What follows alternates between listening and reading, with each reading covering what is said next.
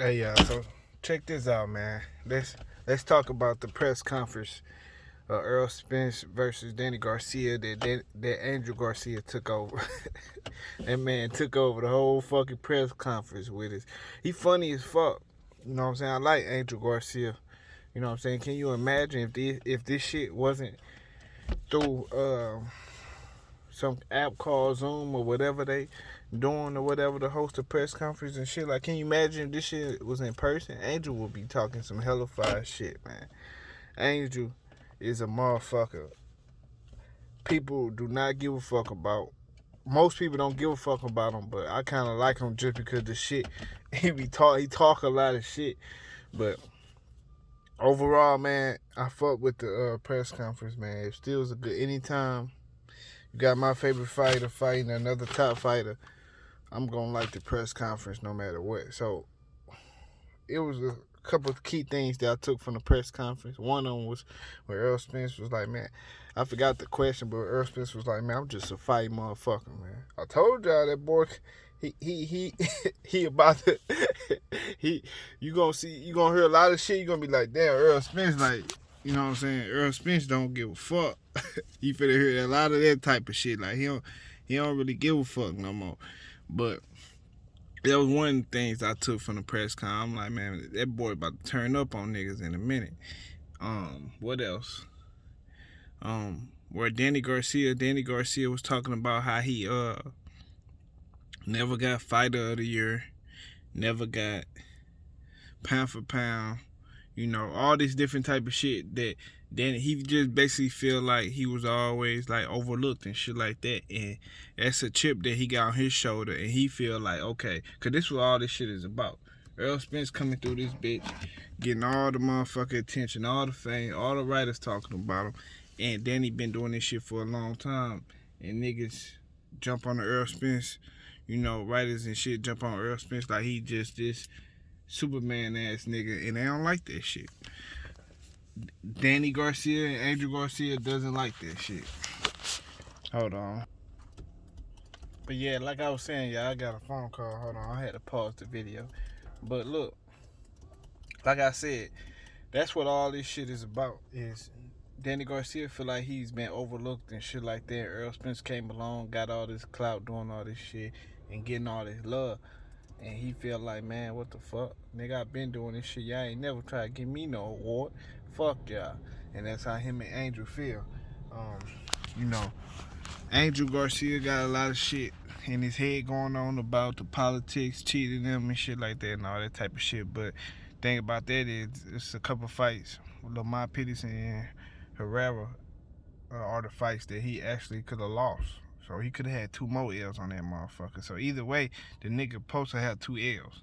They say he won the Thurman, which we know the fuck he did, and the Shine, which is arguable. Then we gotta give you the Herrera L.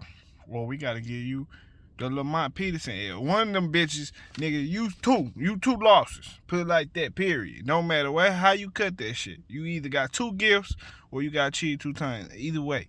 But anyways, one more thing that I took from the press conference where Angel, that's what I'm talking about, where Angel Garcia had snapped on the writer and shit like that. The question that the writer was actually asking, and I'm going to answer it also, but the question he was asking was, what, Errol Spence, what in the Mikey Garcia fight that you show that you feel like they looked at and they didn't